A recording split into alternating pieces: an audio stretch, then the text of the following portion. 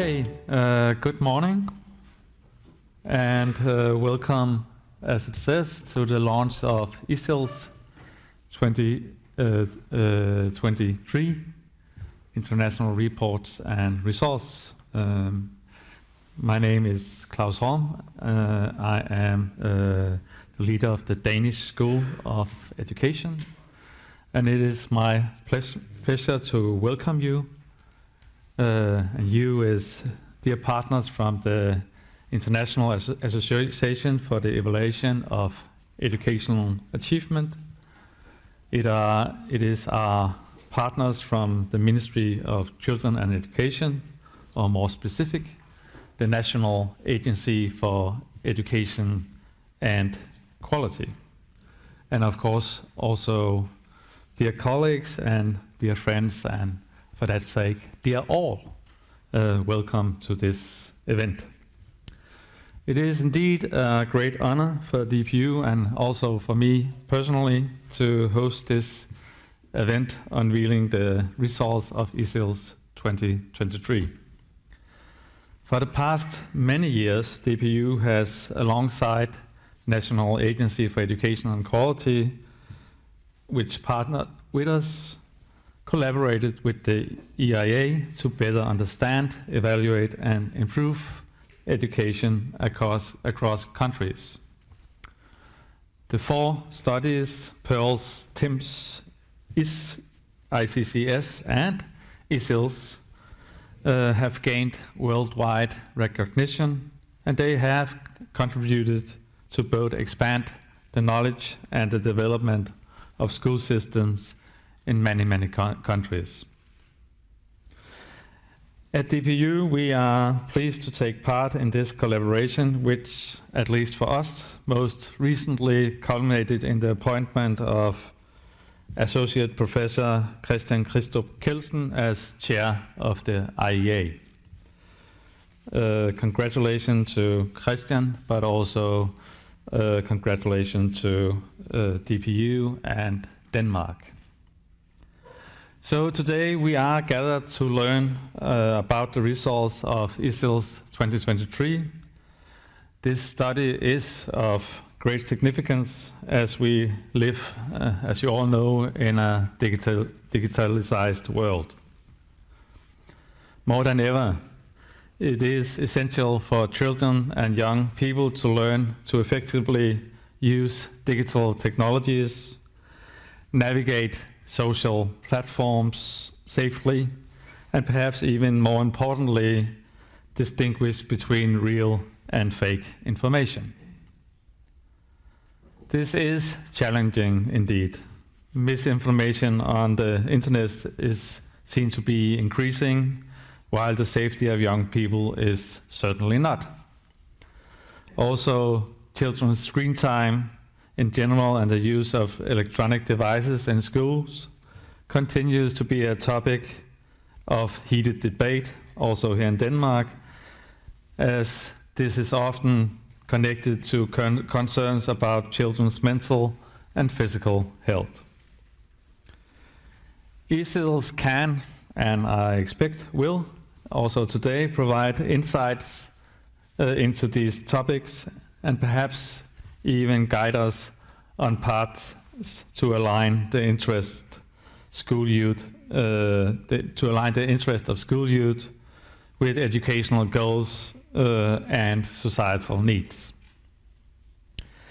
And so I look forward to an engaging presentation and to explore the research findings of ICILS 2023 together with you.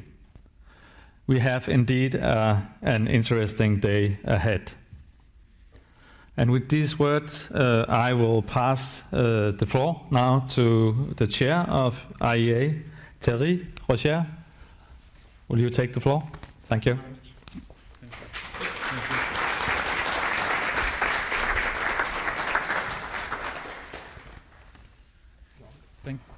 Can you hear me? Yeah. Thank you very much. Thank you, Klaus, for your welcoming. I want to first thank our dear host. It's such a wonderful venue here. So thank you for organizing this event from our colleagues from Aarhus University, from the Ministry of Education. It's a real pleasure to be here, to have organizing this event in person, but also online, because as you know, this event is live streamed, so it's the D-Day today for many people around the world. And I think my first thought is for all the teams that have been working hard for 5 years now to come to this day, to this report, and to all the exchanges we will have this morning. And of course, there will be much more to learn and to dive into the report. There is a beautiful Danish report on the table here, and I'm sure you will learn a lot today here and also online. So thank you to our host. I just wanted to, on a personal note, to say that I'm very honored and to facilitate this event and the discussions, as it will be it is one of the last events I contribute to as IEA chair, and my turn to congratulate our future chair, Christian Klegen from Denmark, from Aarhus University, and he will start in his new position in January, and I wish him the best of luck for the future, and it's a great news for the association. So welcome to this event. Maybe I have some first some housekeeping maybe to do before we dive into the event. Just make sure that your phone is off, because the event is live streamed, as I said. For the colleagues online, you have a chat function that is enabled, and we welcome all questions during the event, so please use the chat. Even in person here in the room, there will be a microphone, so you will have the opportunity to ask questions during this event, so please do, and we want a live event. It will be short, but please ask questions and participate. So today we will hear some remarks from the European Commission. Then we will have an overview of the presentation of the ICILS 2023 report. Then we will learn more about key takeaways.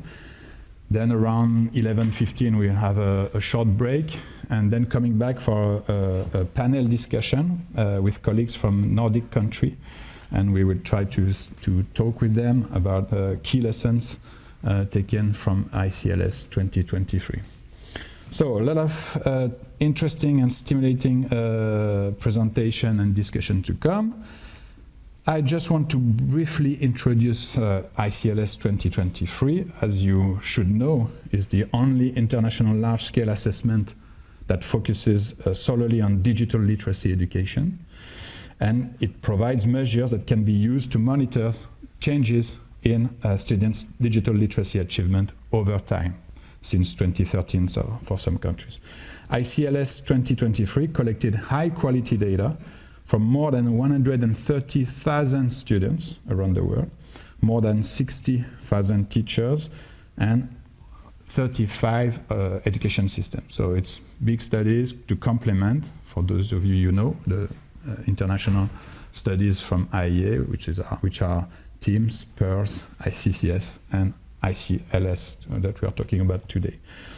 So ICLS measures student achievement in computer international information literacy, and also computational thinking, and also collects, which is very important, extensive targeted data related to contextual factors, and I think we will talk about that also a lot today, associated with student digital literacy learning in and outside school. ICLS supports countries to make informed decisions about how to prepare students for life in an age of constantly evolving digital technologies, as Klaus said before on this important topic. So without waiting, let me introduce our next speakers. So first we will have Julian Fryan, then Dirk Asted.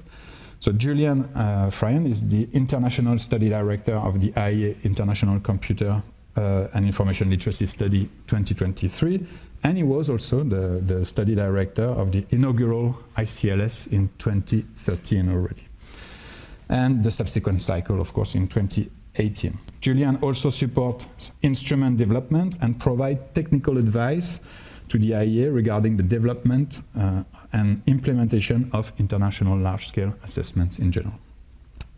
We will then hear from Dirk Asted for key takeaways from the ICLS 2023. As the executive director of the IEA, Dirk Asted oversees operations, studies, and services, and drive the overall strategic vision of the association.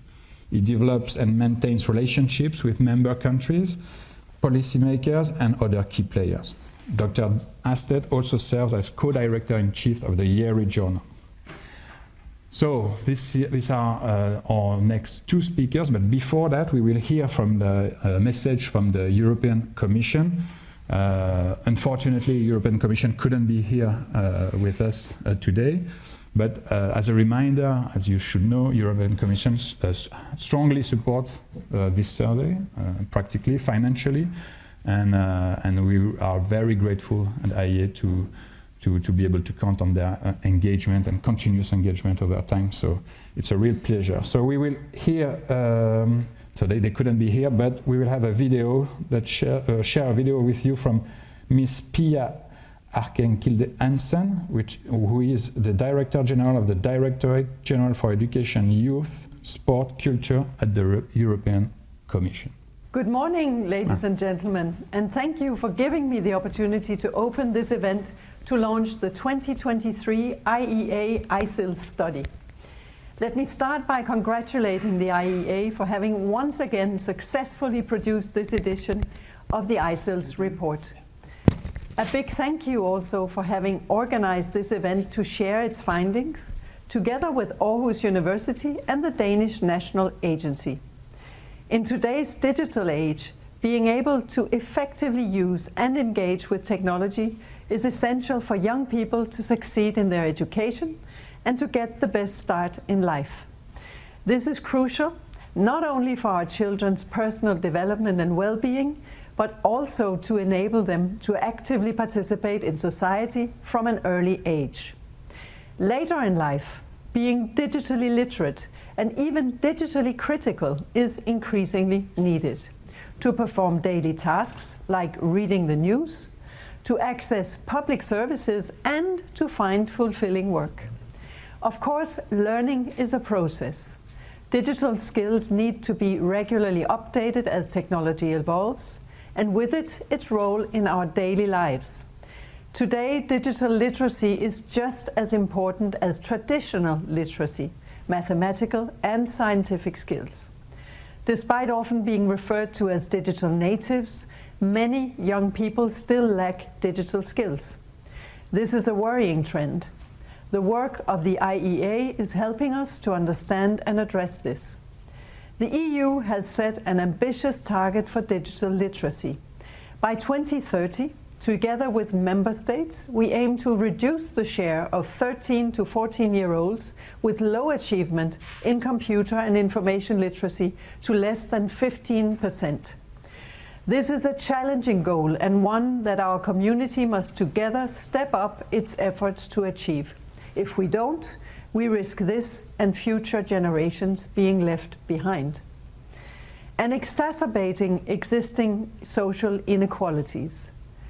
Policymakers need access to reliable, comparable data to measure progress and to design effective actions. Studies like ICILS inform and shape the EU and national governments' efforts to fill key digital skills gaps. Take, for example, our Digital Education Action Plan, which sets out our long-term approach to enable high-quality, inclusive and digital education. As part of the action plan, we have developed guidelines together with Europe's education community to support teachers in equipping students with the skills they need to engage positively in the digital world. These guidelines address issues like tackling disinformation and the ethical use of AI and data in the classroom. I'm acutely aware that to achieve our shared vision for digital education, we need to invest in Europe's schools and in future generations. This is why, under the EU's Recovery and Resilience Facility, we've allocated almost 29 billion euro to support institutions and educators in delivering high-quality digital education in every corner of Europe. Together, these measures, informed by the work of key partners like the IEA, are working to empower current and future generations of Europeans to reach their full potential. I'm pleased to see that as part of this ICILS edition, with the financial support of Erasmus+, 22 member states and 3 Western Balkan partners were able to participate, compared to less than 10 in previous cycles. This is a major achievement. The Commission will continue to promote and support your work towards the 2028 study results. So congratulations again, and thank you for your invaluable insights. I look forward to discovering the findings in full and to continuing our work together. Okay, well, I'm Julian Freylon, the International Study Director of ICILS, and I'm delighted to present to you today a very small selection of results, international results from ICILS. I did note just before that something we haven't yet measured in ICILS is turn it off and turn it on again. We'd certainly add that for the next cycle. I think it's an essential skill that has not yet been measured in ICILS. But given that that's not in the international results, I'll share some other results with you. I'd like to begin quickly by thanking our hosts. Thierry did before, both the Ministry and Aarhus University, and Jeppe and Sophia in particular. Jeppe has been the National Research Coordinator for ICILS since 2013. Denmark's one of the countries that have participated in all 3 cycles of the study, and he's been a rock in our work, a huge supporter and intellectual contributor to our work over those 3 cycles, and we're very thankful to the Study Centre in Denmark, but also for you hosting this event today. I'll begin quickly by just giving you a little bit of background about ICILS, just to get you up to speed if you're wondering exactly what it is we do. The first thing we do is we have 2 measures of achievement in ICILS. One of them is core, that's the measurement of computer and information literacy, and one of them is optional, and that's the measure of computational thinking. And I'll quickly talk about each. So computer and information literacy, our core achievement construct, we can think of students as having different roles in their work with technology. And in this case, I'm going to describe them as digital information consumers, digital information producers, and digital citizens. And we test aspects of students' capabilities relating to all 3 of these roles that they fulfill in their lives at school and in the community. So as digital information consumers, we have students searching for, locating, accessing information, and also managing digital information. So that might be making sure that it's tagged in the right places, they can go back and get it when they need to, they understand where it's come from and how to store it and what to do with it. But very importantly, and it's been mentioned a couple of times, one of the pillars of the computer and information literacy construct is students' capacity to evaluate information and information sources. And that might be from a number of perspectives. So the accuracy of the digital information they're receiving, any notions of bias that might be in the source, in the content itself, or in their understanding and appreciation of who's created the content, and also the relevance of the digital information they're working with for particular purposes that they might have. As I said, this is core to ICILS. Students are also required to produce information products as part of ICILS. They take information, they reframe it, they transform it from one format to another, and they also create what we call digital information products that take a range of different forms, websites, posters, social messaging type posts, presentations, documents. The nature and format of these evolves as technology evolves over time, but we require students to take information, to process it, to evaluate it, and then also to communicate to others using information products.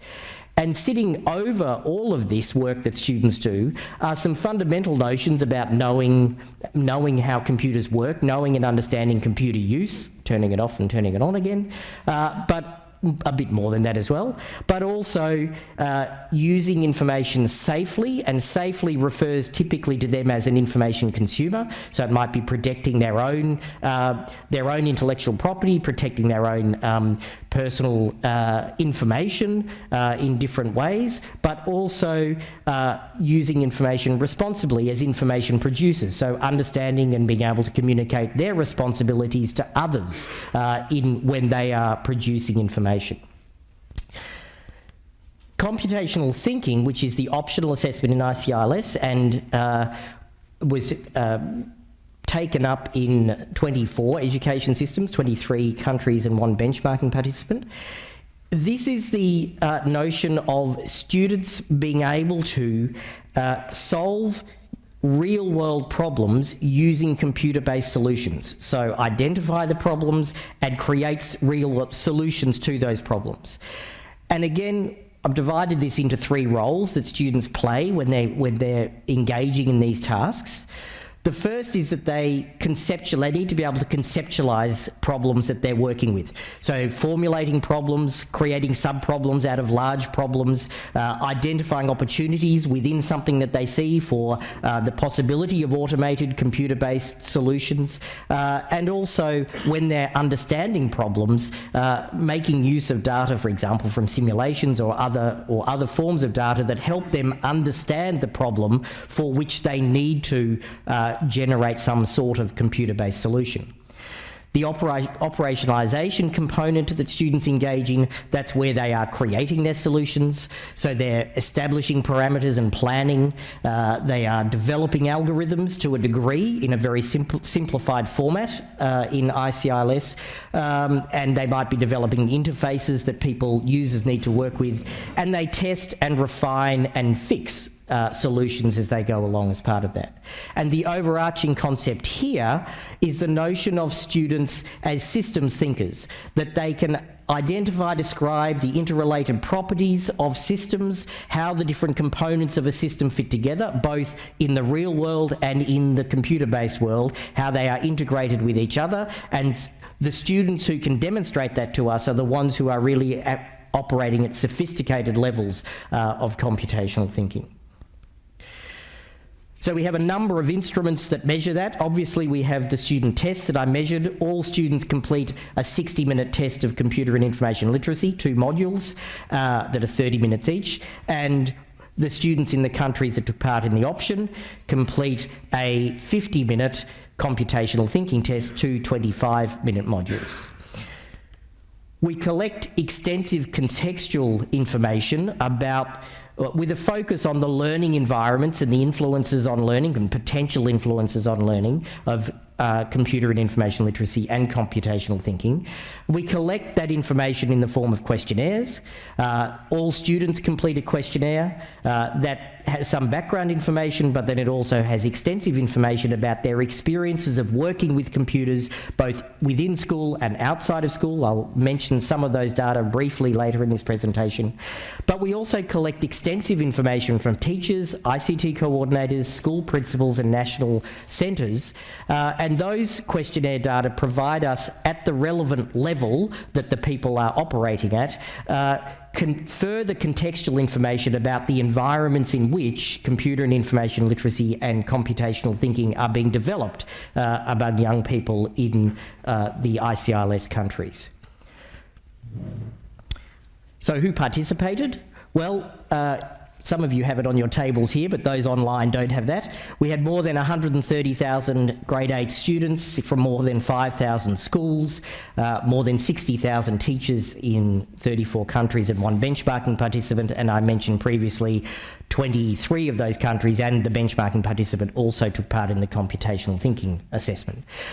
And this is a moment for me to pause with one more thank you, which is an enormous thank you to all of these people, the ones on the screen here who participated, without whom we would not have any data, and whose goodwill and cooperation resulted in the data that we now have, the reports that are being produced around the world, and the reports in the database that will be produced in the future as well. So we owe a huge debt of gratitude to all the students, teachers, school coordinators, principals, schools who participated, but also to all of the national study centres who took part in ICILS and contributed substantively to our work, but also engaged in the process of the data collection, and also to the European Commission for their support, and to the IEA for the institutional support from Dirk, Thierry and others for supporting the ongoing evolution of ICILS.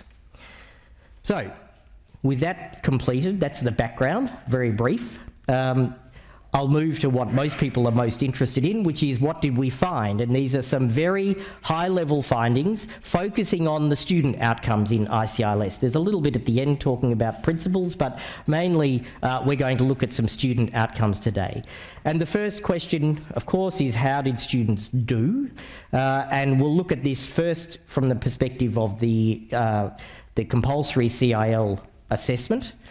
So we have here the table ranked from highest to lowest achievement, average achievement in computer and information literacy. And you can see a list of countries on the left-hand side. And if you're interested, you can take a quick look and see the country, have a look at the countries that you're interested in and what you can see. But what I'd like to point out with respect to student achievement is not that we have a rank order of countries, because that's obvious. If we're going to collect data, we'll end up with something like that.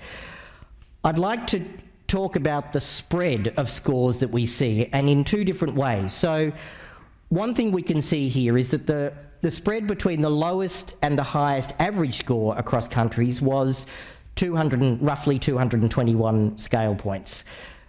However, in contrast, we can also see the spread. This is the average spread of achievement to a degree, I'll explain this in a moment, of students within countries. So on this chart, what the yellow bars at the end show us, and the very ends of those yellow bars, show us the 10th and the 90th percentiles. They show us the points where 10% of students' achievement is below and 10% of students' achievement is above. So what we see here are the achievement or the spread of achievement of the middle 80% of students in each country, and up the top there on average across countries. And in ICILS, it was roughly 226 scale points on average across countries, this middle 80%. Which is very similar to the spread of achievement across all the countries. So while you might take a look and say, let's have a look and see how it goes from lowest to highest, what's of incredible importance to me is this very large spread within countries, and you can see that the spread is pretty consistent. It varies a little bit. It's slightly higher and slightly lower, obviously, but in no countries is there a tiny spread of that middle 80%. And what's that telling us? Well, it's telling us that in all countries there are very large variations in the achievement between the lowest and the highest achieving students. And we can also see here, and I'll talk about the levels in a moment, that spread covers more than 2 levels, up to 3 levels in some cases, in some countries, on the ICILS achievement scale, which really are very substantively very large differences in achievement within any given country. And I'll now talk about the levels in a little more detail, so you can keep in the back of your mind that spread of sort of going over 3 levels of achievement in a country in computer and information literacy. So starting from 2013 and updated across the cycles, we have had a generated and updated a described scale of student computer and information literacy achievement proficiency. We have 4 described levels and 5 in total. The lowest level we call below level 1. We have a small amount of information available to describe what students are doing at that level, and it's very basic. So at below level 1, students are completing simple actions, very simple actions, under explicit instruction. And what's of note is that 24% of students are achieving at this level on average across countries. The next level up is level 1. We call it basic functional as a sort of general descriptive term. And at this level, students can complete routine file management and editing tasks, so they can start to edit digital information. But again, they're completing this under explicit instruction, so with no independence at all. If they're told what they need to do, then they can generally execute those sorts of simple actions. And 27% of students are, on average across countries, are achieving at this level.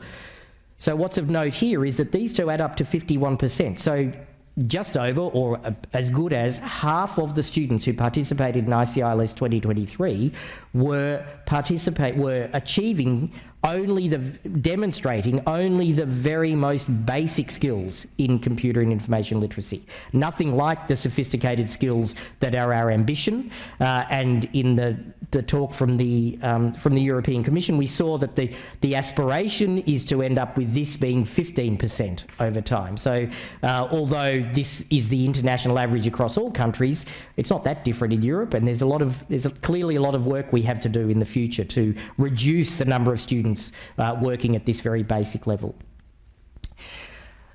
At level 2, students still need support in their work, but obviously less than at the lower levels. They're starting to be able to find and search for information, and when they create information products, they are showing some control over what they produce. Level 3 is the level at which students are able to work with some autonomy. So that's where they're beginning to show independence in their work, not relying on support. They're self-directed, and they're also demonstrating at this level the emerging capacity to critically evaluate information. Again, we've talked earlier about how essential this skill is, these critical evaluation skills of information are, and yet what we can see is that only 14% of students, well, 15% once we go the 1% above as well, but so 15% of students are showing this level of skill. I forgot to mention, but you can see there were 34% of students at level 2.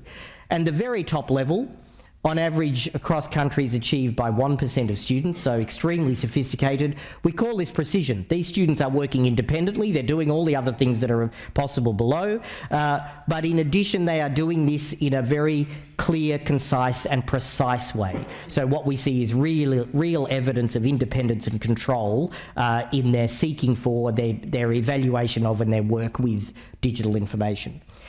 So the broad message here is we've got a lot of work to do, I would suggest. Now we'll look at computational thinking in a similar way. So here's our table of achievement across countries. It's slightly smaller, as I mentioned. We have 23 countries and 1 benchmarking participant, but the principles are very much the same. What we see here is a much smaller range across the countries of the country means. Now, the scales are not comparable, so they're completely different scales, the CIL and the CT scale, but what they do have in common is the standard deviation, the international standard deviation, is roughly 100. It's, give or take, but close enough to 100 scale points in each. And so you can keep that in mind, and this is roughly just over a standard deviation of the spread between the highest and the lowest, whereas in computer and information literacy it was more than 2 standard deviations between the highest and the lowest. But it's not that surprising. What we see here is this subset of countries is also a subset of countries that typically did a little bit better in computer and information literacy. They were obviously more confident, more developed, had more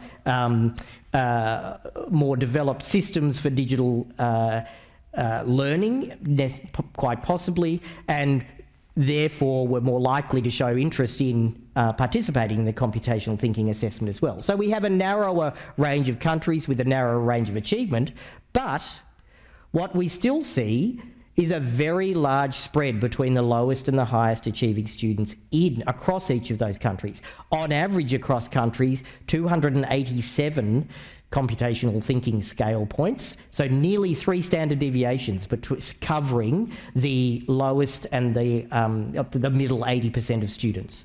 So while we have a narrower range of countries in terms of achievement, this issue of there still being a huge difference between the lowest and the highest achieving students in each country, and you can see those spreads are pretty consistent, remains an issue for us.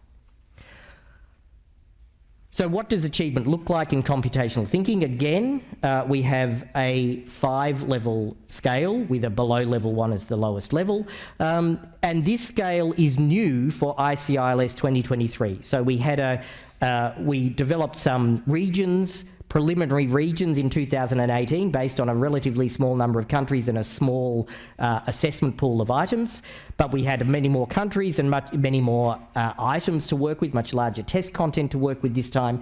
And so we were able to establish the computational thinking scale for ICILS, which will go on into the future. So at the bottom level, the notion of basic interaction, students can complete simple actions under explicit instruction. And 10% of students were at that lowest level. At level 1, students can engage in fundamental sequencing. So one of the core aspects of the producing solutions notion and the thinking that underpins computational thinking is this idea of algorithmic thinking, of this process-driven thinking. And students at level 1, they can recognise patterns and they can complete simple algorithms that are in a sequence, in a clear, explicit sequence. And we had 24% of students at that level. At level 2, we've described this as structured problem solving. This is becoming more sophisticated. Students can work with structured algorithms and their understanding of the potential for computer-based solutions to problems is expanding because they have a deeper expression and a capacity to work with a broader range of commands. Not a very sophisticated range, but a broader range. But still in a fairly lockstep sequential way, if we're thinking about it. The thinking is sequential. And we have 37% of students working at that level. At level 3, we've described this as integrated problem solving. And at this level, students are starting to understand, appreciate systems behaviours with different conditions. And what they can do that we don't see at the lower levels is when they're understanding the way coding solutions are working, they can work with nested solutions. So they can work with loops or conditionals where you have a more efficient set of actions that aren't necessarily working in a lockstep sequence, but reciprocal in some way. And students are able to appreciate and deal with these sorts of more integrated solutions at that level. 23% of students at that level, and at level 4, we've described this as systems thinking, and if you remember, this goes back to our overarching concept of computational thinking, of students as systems thinkers. These are students who are representing their understanding problems in real-world problems in complex ways. They can break them down and they can immediately see how those systems that they see in the real world are relating to the systems that a computer, within the computer-based solutions that they are generating. And the final few words there, implementing efficient and elegant solutions when they come to creating the solutions. So that might mean elegant, for those of you who are involved in coding, the notion of elegant coding will be familiar to you, which of course is not the brute force lockstep type solutions that we see at much lower levels. And 6% of students are operating at that top level. So that's a little bit of a summary of what we saw across countries and also what that means in terms of what we can see from student achievement at an international level. In ICILS, we measure achievements as by subgroup, obviously, and I'll talk about a few of those very briefly here. The first of interest always is the difference of achievement in gender. And in computer and information literacy, we saw that female students outperform male students by roughly 20 scale score points. This is similar to what we've seen in previous cycles. This higher achievement of female students than male students in this type of information literacy heavy area is common. It's consistent with previous ICILS cycles. It's consistent with national assessments of related constructs in countries as well.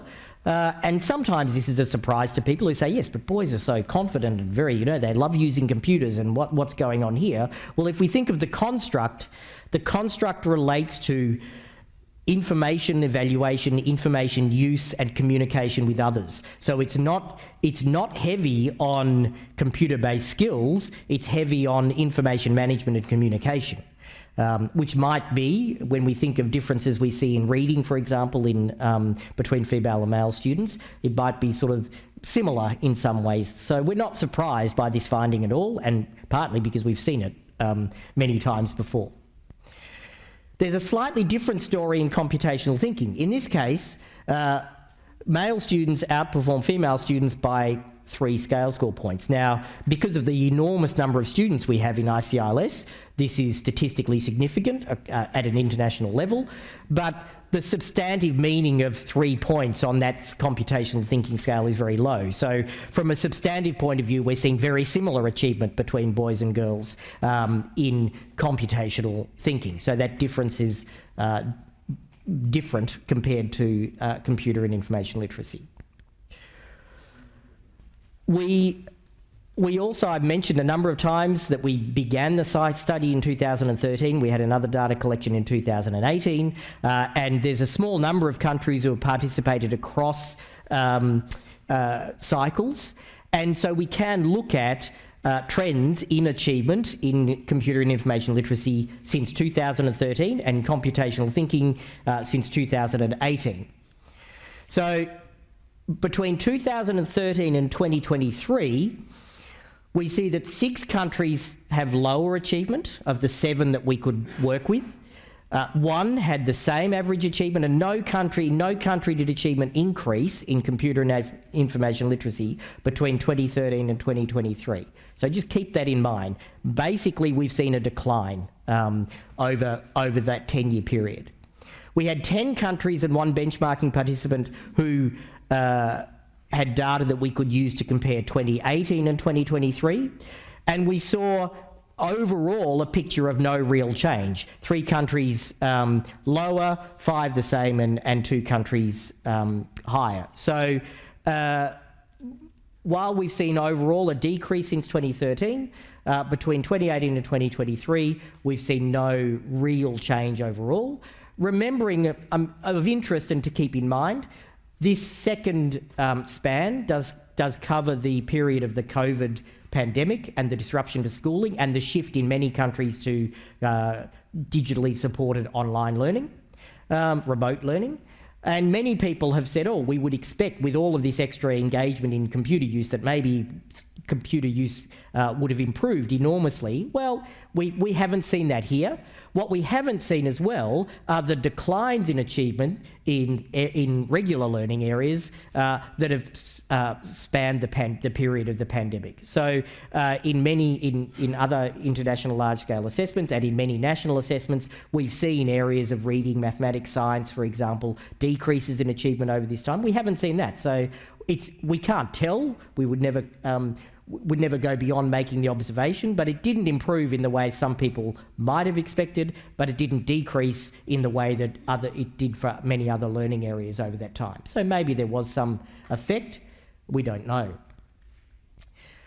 Thinking of computational thinking, we have 7 countries and the benchmarking participant with comparable data over that period between 2018 and 2023. And again, the overall picture is of not much change really. 5 countries with no difference, 1 country and the benchmarking participant with lower achievement, and 1 country with higher achievement. So not a huge change in computational thinking. We have quite extensive measures of socioeconomic status and also access measures for ICT in ICILS. This is relating to students. The picture here is what we are very used to seeing, which is that higher SES is associated with higher achievement, and this is sort of categorised here on the left-hand side. So students with at least 1 tertiary educated parent, more than 26 books in the home, who are not from an immigrant background and who speak the test language at home typically achieve higher scores in both computer and information literacy and computational thinking.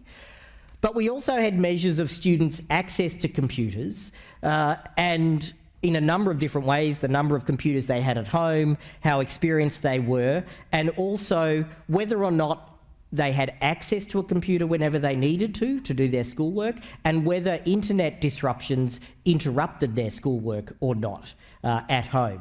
And for all of those measures on the right-hand side of the screen, students with 2 or more computers at home, with 5 or more years experience, and who always have access to a computer when they need it, and who are not disrupted by internet problems at home in their study, those students all did better in both computational thinking and computer and information literacy than students from the other groups who did not have these advantages. So we saw the same sorts of socioeconomic and social advantages that we've seen in previous ICILS cycles and in most areas of educational assessment. We had many measures of student engagement with ICT, and I'm only going to talk about 3 of them to you today. The first is students' use of ICT. So the big picture here, on the left-hand side, we have students' use of ICT at school, and you can see on average across countries, it's actually, students reporting doing this daily at least, is pretty similar at school for schoolwork and for at school for other purposes. So there's quite a lot of use of ICT going on at school for purposes other than schoolwork. But as we've seen also, and this is similar to what we saw in previous cycles in terms of that difference, we see more extensive use of ICT outside of school by students than at school, and in particular outside of school for purposes other than doing schoolwork, which is probably not a surprise to many of you, but we have the data here to show that that is the case. It's similar to what we've seen in previous cycles, but overall, the amount of ICT use by students reported is increasing over time. It's increased from 2013 to 2018 to 2023. That's the first piece of information. The second piece is we ask students about their confidence to complete a range of tasks on the computer. This is a subset. And by and large, you can see that students are pretty confident. Percentages of students reporting they could moderately or very well complete this range of tasks. Write or edit text, create multimedia presentations, search for relevant information, judge whether they can trust information on the internet, and find original sources of information was the lowest of that, but that's still nearly 2/3 of students are very confident in doing that. So students are confident users. Keep that in mind, keep their high level of use in mind. And the last is we ask students where they believe they are learning how to complete a range of internet-related tasks. These tasks largely relate to information literacy, so the information literacy component of computer and information literacy, so evaluation, finding information, evaluation of information, there's some managing privacy settings, etc. And what you can see here is the gold refers to out of school, so students who are reporting that they have learnt at least to a moderate extent outside of school to do these tasks compared to at school. And in almost all cases, there's only one exception, more students are reporting that they're learning about these things outside of school than at school. And yet these are things that we see as core to computer and information literacy, and we hope are being controlled. So we have these 3 things. We have high use of computing by students, more outside of school than at school, an increase over time. We have students who are very confident to use computers. We have students who believe that they're typically more learning how to complete these tasks outside of school than at school. And yet, 51% of students, on average across all countries, are only able to execute the most basic tasks under instruction. So we have an inconsistency here between what students are doing, what they believe they're able to do, and what we can objectively measure they are able to do. And this hasn't improved over time. So there's something we need to think about here, and as part of this, we also need to think about what's going on outside of school. We have many other measures in ICILS that we will report on relating to students' use of IT outside of school. But what's happening? Is it a problem? Are the students who report they're learning these things outside of school, are they learning what we hope they're learning? It seems that, according to the data, probably not. Are they learning something that we can somehow leverage off in our teaching and work with students? How can we bring these 2 things together? What's happening outside? Certainly they're engaged, So that's a very positive thing in teaching that we can leverage off. But there's a lot of work to do here and an inconsistent picture of what's happening with students between achievement and their use and outcomes. I'm a little bit over, but I'll be as quick as I can, Dirk. This is a last little teaser for you. So ChatGPT was publicly released in November 2022. We began our data collection early in 2023. But the explosion of generative AI meant that we got to halfway through the year of 2023 and we said we have to somehow see what we can do to include something to do with at least what's happening in schools to do with generative AI. And so we managed to do this against all odds, and very fortunate to have 12 countries who were able to collect data. Remember, we actually created these surveys in the Northern Hemisphere countries that are there. Data collection had already finished. In the main data collection had finished by the time we started wanting to even creating the survey and wanting to collect data. So it's a miracle that we got 12 countries, and we're incredibly grateful and appreciative of their efforts. But we also understand it was very difficult. The remaining countries, it really just was not possible there to do it. But what we have here are the first cross-nationally representative comparable data in any sort of approaches thinking about generative AI in schools, collected less than a year after the explosion of generative AI that we've seen. We asked principals a number of different questions. I'm going to just paint you a little picture here. So we asked them about benefits for using AI in schools, their beliefs as principals about potential benefits for using generative AI in schools.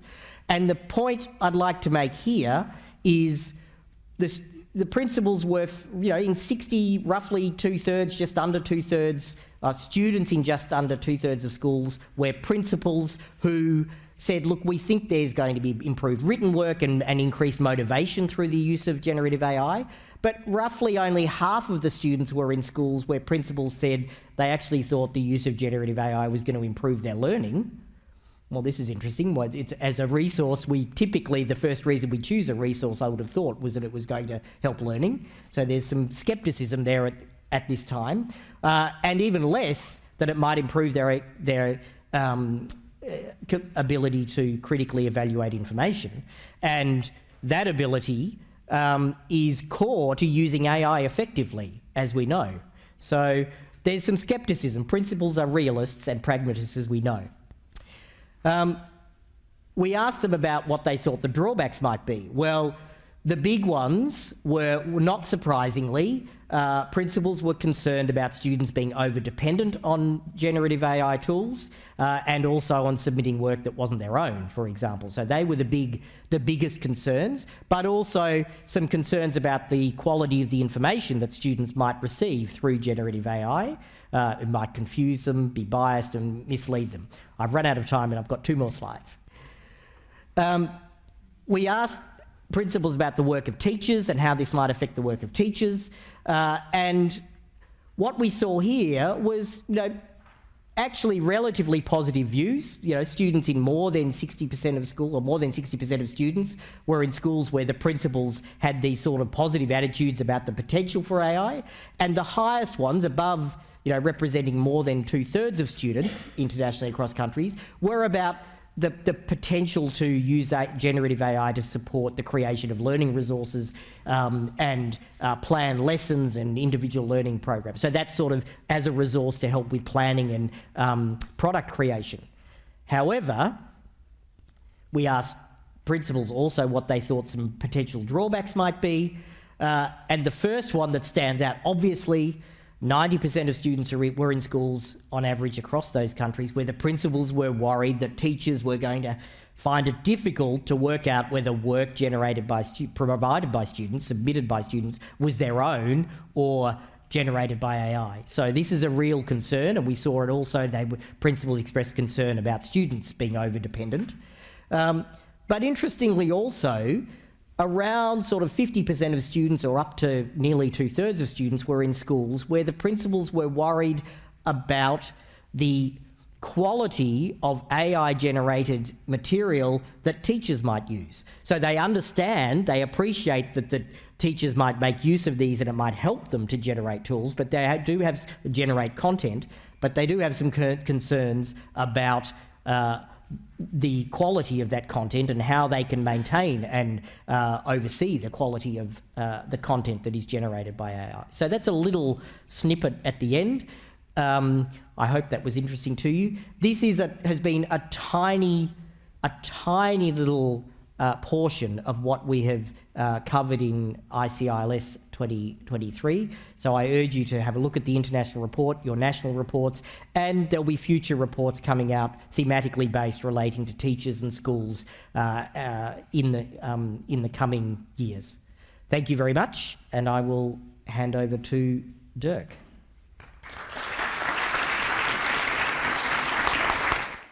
If you take a look at the report, you will see the wealth information that's included there is even larger.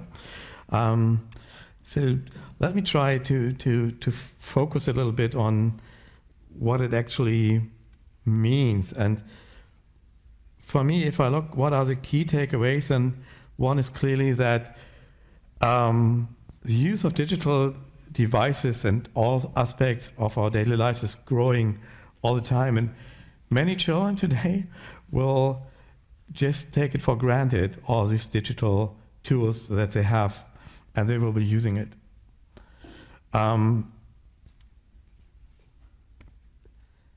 Digital literacy is not only about schools, it's about preparing the students for the future. And I think that's what we need to think about. They are needing these aspects in school, but definitely also later in life. In ICILS, what we measure actually is the knowledge, understanding, and the critical thinking. And this is what students actually need and require. So it's very, very important to focus on these capacities. And when I look at the results, here is also what Julian already presented, the proficiency levels.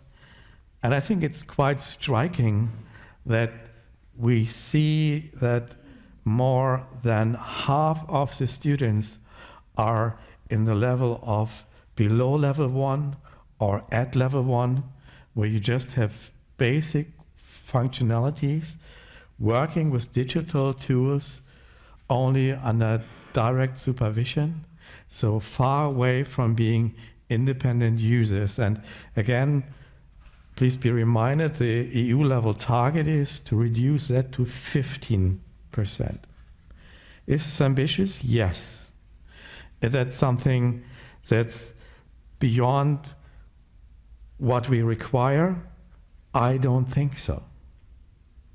And I mean, you can of course make a test as hard as you want to make students fail. So I want to give you a very concrete example. One of my favorite items is actually this one, where we've shown students a website, and we ask them, is this trustworthy information? And give us one reason why it's not. And if you look at it, it's, for many of us, hopefully, a thing that we can easily see. We can see that there's no testimonial. There's a testimonial doesn't give a reference. There's research done internally. It's going to a sales website, so it's clearly not a trustworthy information. This is an item on the highest difficulty level that we had in the study. Worldwide, or in the participating country, only 16%, so every 6th student managed to do that item correctly. And remember, if you look at also what Julian presented before, it was 80% of the students think that they can find reliable information. And if you think further, it's also that this is required in school and also in later life. A lot of teachers ask their students to do a PowerPoint presentation or presentation on something and find the information. And not go to a library, but find the information on the internet.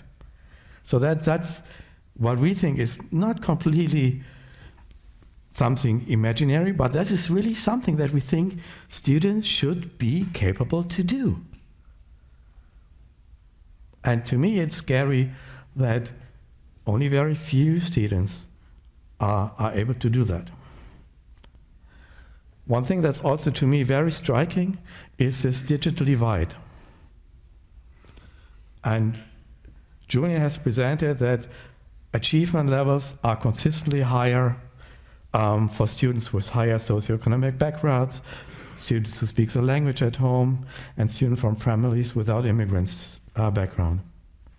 So there's, and I think that's what we focus on, not too much the spread across or between countries differences, but there's huge differences within countries.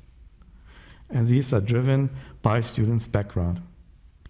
Students from more disadvantaged social backgrounds are more vulnerable users of digital resources. And I think in our study we have huge amount of data that we now can dive deeper in to find what are the problems and how can we overcome these problems. I found it also very interesting that on average female students demonstrated higher computational information literacy than male students. So female students outperformed the male students in 28 of the 32 countries. And that's something that's been there also from previous cycles. So it did not change, although we know that in a couple of countries there were initiatives. If we look for nationals, I think there are some positive signs and maybe some things that we can learn from. For example, in the Czech Republic that had a gender gap in ICILS 2013, that's now gone. It's not significant anymore. Also in other countries, the gap was significantly narrowed. In France, there was a gap of 24 score points between boys and girls difference. And that's now reduced to 8 score points. So things are happening. So although Julian said on average, the average did not change that much, but there are some positive examples, some positive messages, I think, also there. We're also seeing that there are participants with no significant differences in ICILS, like Hungary, Uruguay, Czech Republic, or the state of North Rhine-Westphalia in Germany. Very interestingly, the picture for computational thinking is much more nuanced. As Julian showed, on average, there's a slight advantage of boys, but between the countries, there are some countries where boys are doing better, some countries where girls are doing better. So I think this is a very interesting finding. First, it's very different from computational information literacy. And secondly, it's so different country by country. I think there's probably a huge amount of things that can be researched. So if we look ahead, we will continue our endeavor. And I think it's important to continue measuring digital literacy around the world. And I hope that more countries will pick it up. There will be new focus areas in ICILS 2028. Approaches to teaching with technology, school leadership for technology, and Julian already at the end went into it. We started to look also on artificial intelligence, so the use of and impact of artificial intelligence. So we will have new questionnaire content about this. We will also look at the students' achievements. So also in the assessment, we are planning also to integrate some items that require the use of AI and evaluate how proficiency students can work with AI. And I think you might like it or not that AI is there, and I think everyone has probably different perspectives on it, but it's a tool and it's there, and we can't just ignore it. So I think it's very important to also measure how students do with this new technology. So these are my key takeaways. First, I think it's a striking percentage of students without the basic skills that are required. We see huge differences within each country. We see that these are related strongly to the student background. And I hope that we will see more increases and better results also in 5 years from now. So with that, I thank you all for your attention to that study. And I think we can go into some question and answers now. Thank you. Let's take some minutes for some questions. I can't see questions in the chat, except some questions about the availability of the material. So there will be the international report. All the presentation will be accessible in the week. And something also important is that the individual data will be, as always, released but in March and for research purposes. And I think it's very important to stress that point. I mean, all the IES surveys are available at the end on the individual anonymized data, very useful for research. This is really open science. All right, so any question in the room? Don't be shy. No? Yes, please.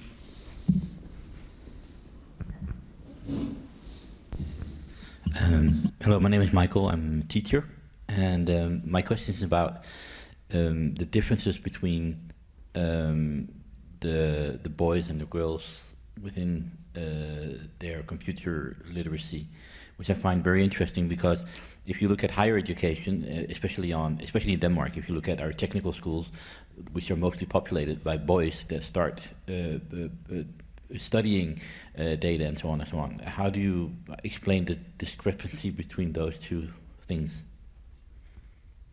Very interesting question. Who wants to take it? Julian? I can make a start. It's a pity you're not here, Jeppe, to answer this question, because I know it's something that you research very carefully. We do typically see an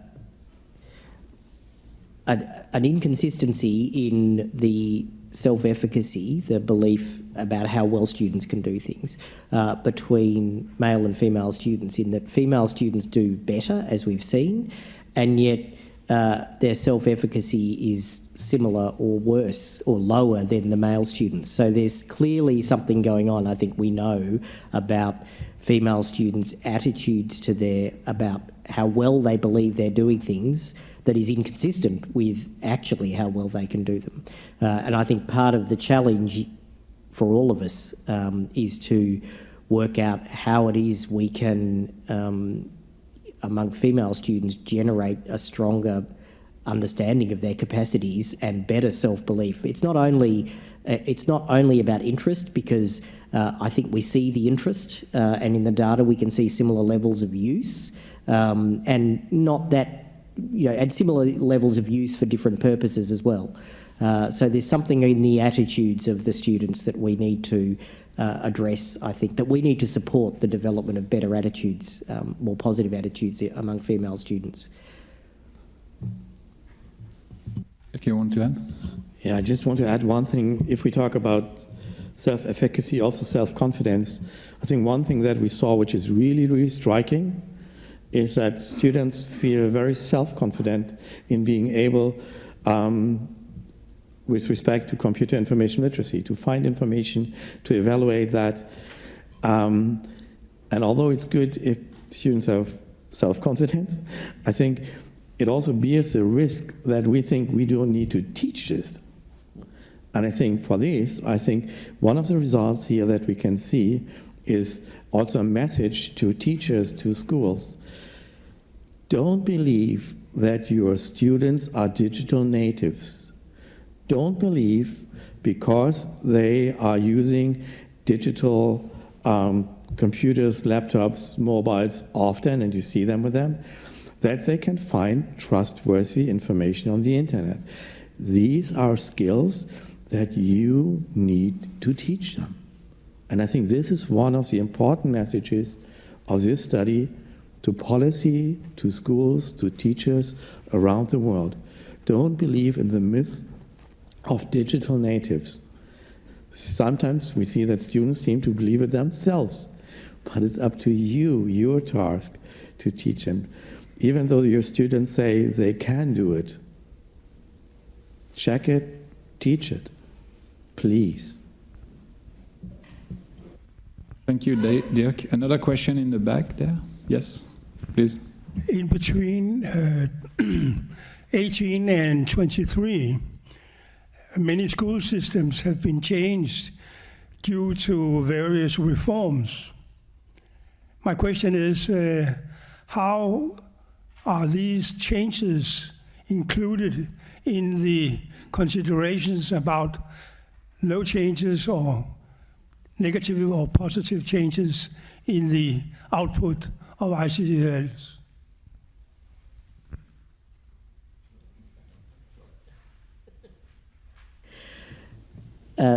Yeah, thank you for the question. We collect extensive data from countries about the nature of the programs and systems that they are running and changes in the systems as you've seen, and there's a chapter in the international report covering some of that information already.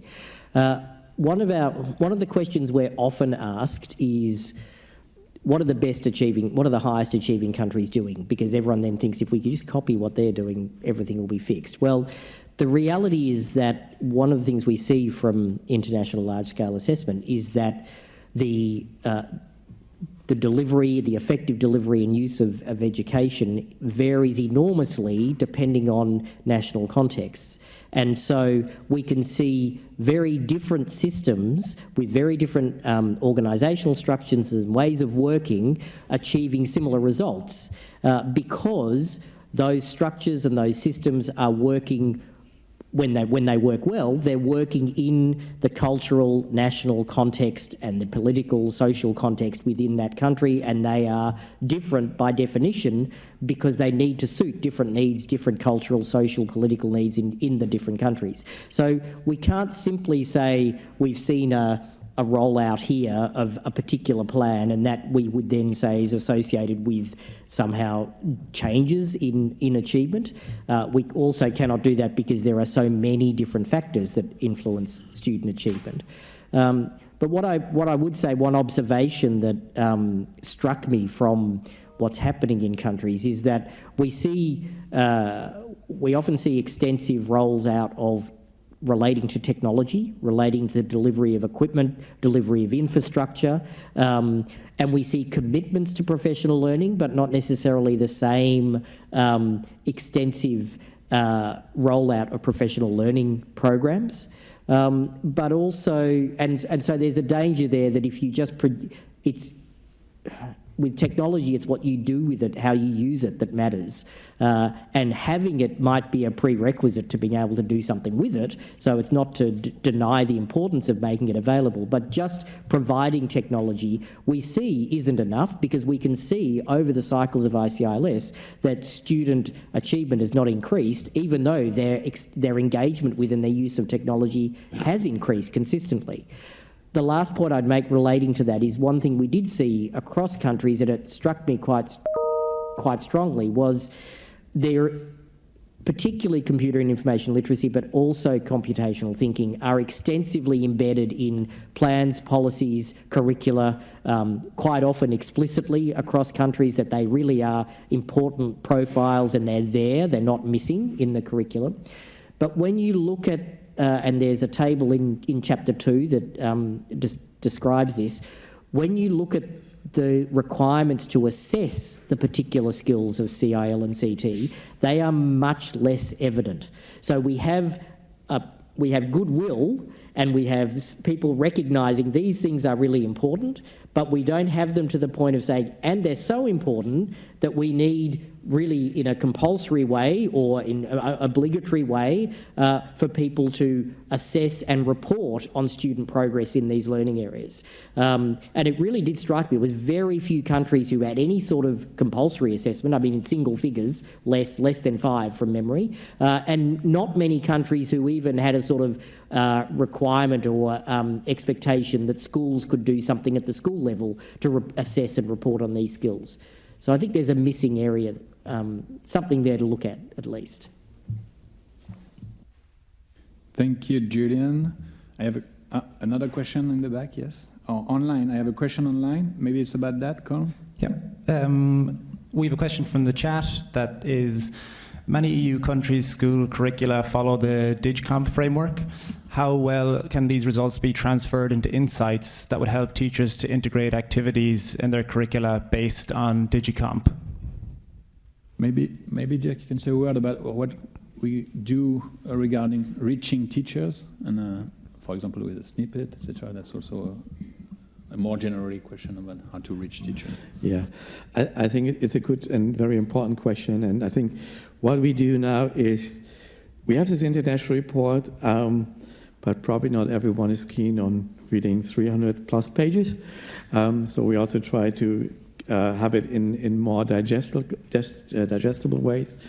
We also have some teacher snippets and information for teachers, how that might inform also their teaching of these digital skills. So we try also to help and provide resources for researchers, for policymakers, but also for teachers and practitioners within the EU, but also beyond. And we hope that this is picked up by many people and many schools and teachers around the world, so that we see increases next time. Thank you, Dirk. I think there is another question, but can you give an example of teacher-centric issues? But I think it's what you are talking about. That will be example in this kind of snippets. Absolutely, we will have these materials, and as Julian pointed out, we especially will go also more in depth in evaluating the responses from teachers and how they relate to achievement. And a report will be coming next year, and we're all excited about diving more deeper into that. As Julian said, it's a huge wealth of information that is in the study, and as Thierry pointed out, it's available on a micro level for every researcher, for everyone who is interested in looking into that. But we will also continue to look into that and have a report also especially dedicated to all aspects around teachers, their self-confidence, their practice, and so on and so forth, and how that relates also to achievement. I don't want to say too much about it, but it will be a great and interesting report that will give us more insights here too. Thank you very much, Dirk. Thank you, Julian. I think it's time to break. We are a bit running out of time. Thank you again for your excellent presentation. And again, there's much more to learn in the report, as Dirk and Julian said, and also in the data. So thank you for this appealing presentation. And I just want to say to please reconvene in 11:35. Having stretching your leg, a coffee, etc. But then we will have an exciting hour ahead with our colleagues from Nordic countries, a panel discussion about the perspectives from the Nordic region about ICILS results. So it will be very exciting. So please come back at 11:35. Thank you very much. Right. So today with us for dear colleagues talking about the ICILS 2023 results. First, I will introduce them, and we'll have some first insights from you, and then try to exchange. Of course, you can ask questions in the chat, online, and in person here, of course. So we have from Denmark, from here, Professor Jeppe Bunsgaard, professor at Danish School of Education in Educational Theory and Curriculum Studies, MDREP, and ICILS 2023 NRC for Denmark. We have with us Professor Päivi Akinen, Vice President of the Finnish Institute for Educational Research at the University of Jyväskylä, in Finland. We have with us also Professor Greta Björk Gudmundsdottir, Professor of Pedagogy in the Department of Teacher Education and School Research at the Faculty of Education Science at the University of Oslo. And we have Linda Mania, Dr. Linda Mania, Associate Professor of Computer Science at University of Helsinki.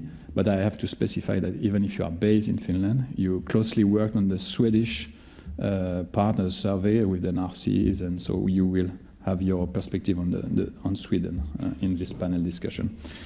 Thank you, the four of you, to be here and to be able to discuss and exchange very openly on all these results.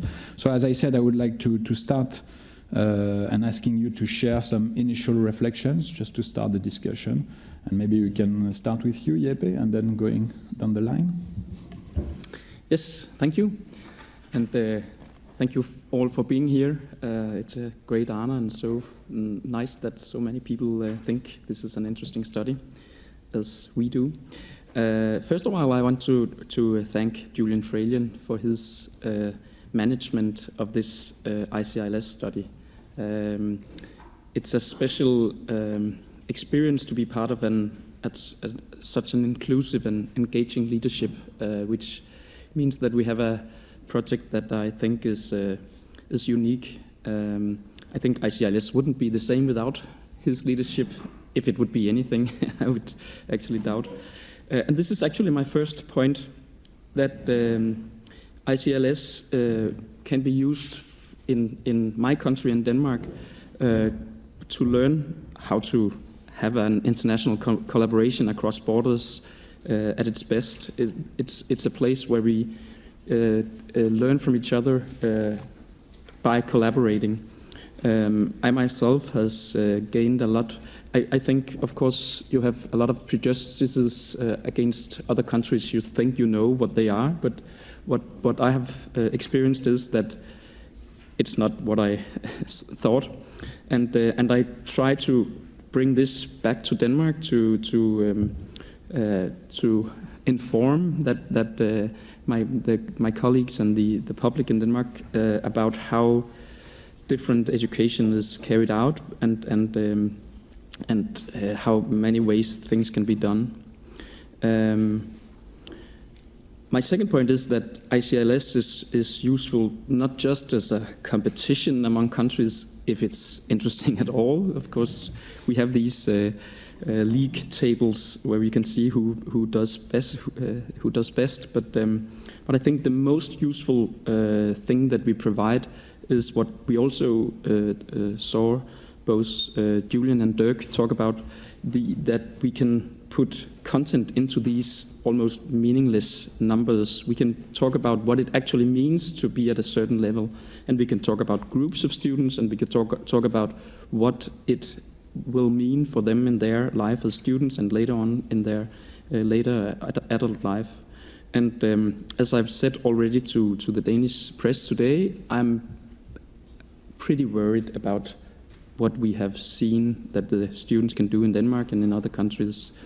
They are very easy targets for people who are not interested in doing anything good for them. And I think this, I hope that this study will function as a wake-up call for the Danish public and internationally. So I think that's and in the Danish report I have. When we have 34 countries, you cannot compare with all of them all the time. So I chose 6 countries to compare with 6 countries.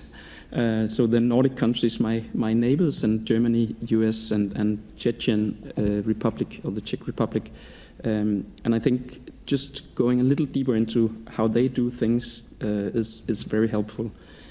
So yeah, so thank you. Thank you, Jeppe, for this first insight, Päivi. Okay, thank you very much, and it's also my pleasure to be here and share the exciting results and also some worrying also trends and signals here. I think this study is extremely important contribution to Finnish discussion as well, and because as probably in other neighbor countries as well, we have a very polarized discussion in the public media at the moment on screen time, on devices at school, in classrooms, and them being all the time bad and disturbing the work peace, which is of course the case, but you easily get the impression that all the technology at school and in classrooms is bad and harmful and doesn't have any impact on contributing to learning outcomes, and so this evidence is extremely welcome for this discussion, because I think we should move forward. And of course, as researchers, we are just basing on the evidence, and the fact that I picked up from these results is that in Finnish schools, actually technology is used very little as compared to any neighbor countries, and that is one thing for school-related tasks. So we can basically say that it cannot spoil much because it's used so little. So it's not guilty for decreasing learning outcomes or anything like that. And as a matter of fact, there are also some other studies published in Finland recently that actually indicate that quite often the technology use is targeted for the students who are already a bit weaker. So, for example, for differentiation purposes. So that's of course tempting then to draw a conclusion that technology is something that causes the decrease. But so we need certainly evidence. And one thing I picked from these results that was a bit worrying, because in Finnish context we are used to think our school system as fairly democratic, equal, and so on. So this increasing variability, both in CIL and as well as in CT.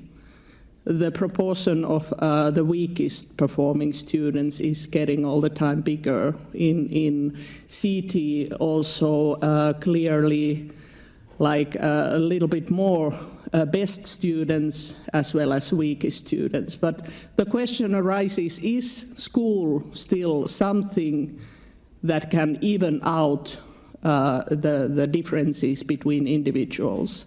And this is not only the question of school, but it is the matter of the whole society. And we have certain trends in our society in almost all countries that we should be worried about. I think that's all at this point. Yeah, thank you, Päivi. Greta? Yes, thank you for inviting me to present here and to be a part of this panel. It has been a very interesting discussions we've had so far, and I hope to have some more engaging discussions later on.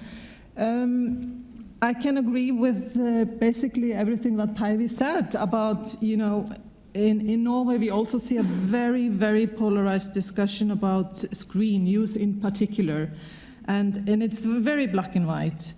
And I think that a study like the ICILS hopefully can nuance it a bit, because we really need a more balanced discussion. And I think also that we tend, or I see some kind of, we are always putting the blame kind of on the teachers.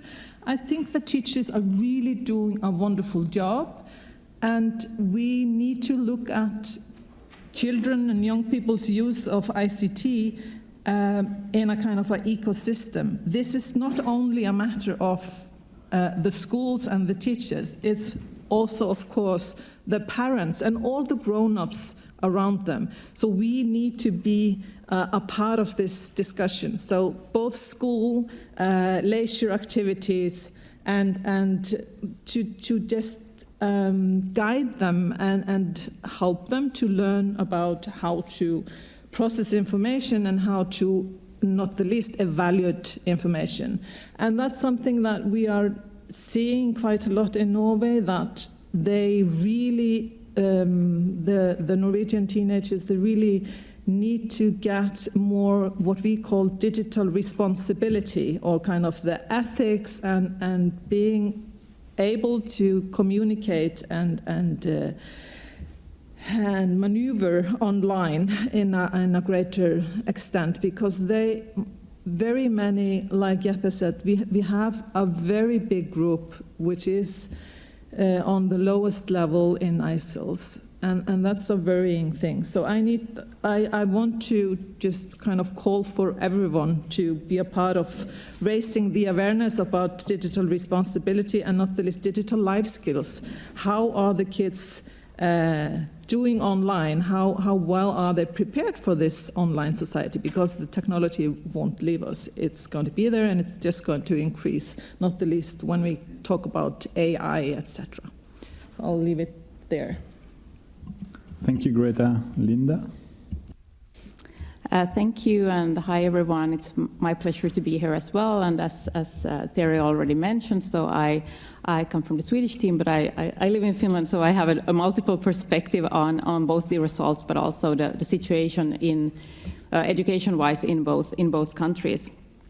From a Swedish perspective, of course, this is very exciting, because it was the first time that Sweden participated in the study, and based on those results, I could just echo everything that my colleagues here have said as well, and maybe also, in particular, in relation to the both medial but also the political discussion on screen time, digitalization, should we have digitalization in school, to what extent, etc. I think that these results are of a very crucial importance in actually providing data-driven insight into what we actually can say about what our kids and youth truly think, truly know, but also what goes on outside of school, what goes on inside of schools, and what kind of support they do have. Maybe the biggest concern, or one of the biggest concerns, is this large variability, which we already also heard here, and we also heard in the presentation by Julian, that there is such a big gap between students who know a lot, who can perform very well, who will manage in life, regardless of what support they get outside of school or maybe even inside of schools. But then we have a large group of students who are at a big risk of being deceived, being scammed, or just not having the practical knowledge and skills they need in order to survive in a, well, not survive is a too strong word, live and thrive in a world where which is not just physical anymore. The digital parts are, as we all know, just as important there. So, for instance, in a Swedish perspective, you all saw the pie charts here. So, 40% of students perform under SIL level 2, for instance, which is, well, it's just a number, but it's 4 out of 10 students, and each and every one of those students has the same right to actually learn and be able to thrive in our society. And as Päivi said, that Finnish students use ICT the least of the Nordic countries. Well, our other countries use it quite a lot, but that doesn't necessarily, or according to the results, that doesn't equal good results either. So as we heard in this study and heard many times before, what the number of times you use on your screen, that doesn't matter. It's what you do with those. And of course, that both, as Greta also said, that's not only dependent on what teachers say and do at school. That's something that we all bear a responsibility for, and also being role models. Multitasking, for instance, how many of us aren't multitasking all the time, and there is data about that also in the ICILS report. So I think that there's a lot of things to discuss based on these results, both from an international but also from a national perspective. Thank you. Thank you, Linda. Maybe starting from Greta and you were saying that it's not on teachers' shoulders only, let's say, the fact that you are worried, because there is a lot of worrying. You said these results are worrying, despite the fact, I have to say, you are quite in performing countries. If you look at the percentage of pupils in the lowing performing group, it's not more than 14%, if I remember, compared to the 24 Julian showed internationally. But anyway, so this worrying aspect is asked also related to a question in the chat. Is there how far is the relationship between the ICT skills of the teachers and these worrying results? That's the question. And if not, then it's more an education system, and then we can come to that, the organization of the education system. But this link between ICT skills of the teachers, maybe teacher training, etc., and these results, is there something you, in the report, in the data, or in your expertise that you can have like an explanation to this regard? I don't know, Greta, you were the first talking about that it's not only on teachers. You'd said don't put the blame on teachers. Yeah, this is a difficult question because we can't really connect. We are not looking into how the teachers are teaching and how that results in the students' results.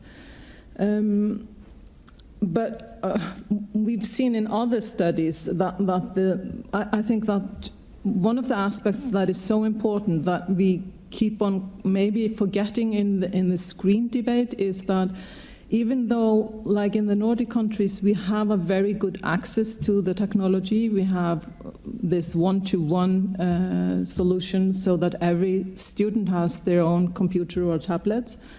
But that doesn't mean that the screen is in use all the time during the whole lesson. What we see is that they vary quite a lot, and that is very important. And we see that the teachers are quite good in maneuvering between the analog and the digital, giving the students this kind of freedom to choose what is the best way for you to learn. So I think that's very important, but in the ICILS we don't really look at that connection. But I think that, yeah, that's why I'm saying that teachers are generally quite good in doing what they're doing, and the parents we hear often in this debate, they of course they judge their kids' use of screens due to how they use it at home and in their leisure time, and not what is happening in the classroom. You want to react on that? As you asked about teachers and their skills, of course we were not evaluating them here, but in Finland we got a new curriculum starting from 2016, in which there was a clear emphasis on CIL and CT related contents. Therefore, it was a bit surprising in these results that on the basis of teacher questionnaire, teachers' emphasis on CIL and CT were decreased from 18 data. So I think here it should be important also to emphasize that, for example, in terms of CT, that it's not only about coding, but problem solving integrated into many different subjects. And there was also an indication that teachers' attitudes had become more negative. I don't know what could be the reason. We don't know on the basis of this study, but we can always speculate that maybe this messy screen time discussion disturbs and influences also on the general attitudes. But yeah, that's what I wanted to say. Linda, you wanted to react to that? Yes, please. But Päivi already mentioned it. But I also there are some research studies showing that, for instance, parents are affected quite a lot about how media reports on digital tools and the use of digital media among teens. So I think that many teachers are parents as well. So I think that they might be affected by the same news and the kind of discussion that's going on as well. But I also wanted to pick up, but of course, when we talk about CIL and CT, those are moving targets. I think that it's not something that once you've learned the basics of math, then you know the basics of math, and you can keep teaching basics of math throughout the years, more or less in the same way. Of course, if we don't then think about using digital tools for doing that. But one of the problems might be that there isn't any basic, you don't have anything to build on because you don't have a basic understanding for what the technology is, what it could do. For instance, if you think about the CT part, which isn't so much about using, it's more about understanding what goes on under the hood. How should we think when we try to solve problems with the computer? Very few teachers have that in their backpack when they start working as a teacher. So then it comes down to how much professional development is provided for those teachers. And is that continuous, or is it like a 3-hour workshop? Here you have a package of programming, do that, and then you can go out and teach your students. So of course there are having this moving target also sets requirements on the support that is provided to teachers and the time and the resources offered to them in order to actually keep up to pace with the changes that are coming with these new technologies, but also building the basis to have this resilience or agency. We were talking about safety earlier. Feel this security, like inside security also about, okay, so something new might come, but sure, we'll figure it out one way or another. So I think that that's something that we as an educational system also need to provide our teachers with. Please. Yeah, I want to, I think, return to the screen time discussion, but also addressing things we're talking about here. First, I want to one of the things that this study has taught me is that Denmark has a pretty unique position in being one of the countries that have been very early in adopting technologies in teaching and learning back from the 90s, and we have consistently invested a lot of money. Also, a lot of time I've thought, why are we buying all these iPads and interactive whiteboards and computers? What are we actually thinking they should be used for? But in like the last 15, maybe even 20 years, there's been it's like the politicians finally understood that just investing a lot of money isn't the answer. You need to invest them wisely, and we have been more in the direction of trying to develop didactics related to use of technology in teaching and learning. And at a point, they also decided to invest in teaching material that could be used by teachers in ordinary classrooms all the time, all through the year. So today we have a very highly digitized teaching and learning practice, which is a success if you wanted that to happen. Now the politicians have turning around and starting being very critical towards use of ICT in a sense that I think is not productive, as it wasn't productive just to invest in hardware. But so what I think ICILS provides us with is a very nuanced perspective on this discussion, and we are going to discuss it later on in the Danish context today. But what I see is that at the same time, the teachers and the students are very fond about having computers in teaching and learning. The students think that I think it's 80% of the students say it's more fun, more inspiring to have computers, and the teachers say that the students learn more, and it's their subject knowledge is deepened by using computers. And at the same time, we have seen this decline in teachers or rise in teachers' negative positions, especially related to that So in 2013, the Danish teachers were very positive and very little negative towards ICT in education. But especially in relation to if the students are distracted by IT, in 2013 I think it was around 10% of the teachers who agreed with that. In 2018 it was risen to 50%, and in 2023, 70% of the teachers think this is a big problem. So I think what we can learn is that it's not a stupid thing to have computers in teaching and learning, but it's not very clever to let the social media companies decide how we use computers. And I think maybe that is what our teachers is telling us that we need to. But the nuances, I think, is very important, and this study helps us really come with, I think, very powerful data in that direction sense. Thank you, Jeppe. But it's true, it's very impressive, the Danish case, when you will look at the use of ICT in school. That's amazing. I noted, for example, 86% of students, they say they use in most or almost every lesson ICT in language lesson, and 75 in math. So that's, I mean, it's far above all the other countries. Yeah, and I think that is due to these huge projects that were started in 2012 and rolled on into the late 2019, I think, where the state financed 50% of the buy when schools bought digital learning material. Suddenly there was a market, so the publishing houses started producing digital learning materials for all subjects in all levels of schooling.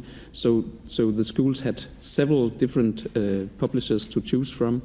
It has given new problems, but it's not important here. But I think this is something other countries, if they want to digitize schools, they should make sure that there is actually learning material, teaching material that the teachers can use on a daily basis. But otherwise, it'll just be something that we take, like we go to the computer lab or whatever we do. So in that sense, it's a success. Yeah, and Sweden and Norway are also quite high, less than Denmark, but Finland is a bit an exception. You said it, Päivi, the use of ICT in Finland is not that developed if we look at the results. And why is, I mean, you are not supposed to be the same for all of you, but...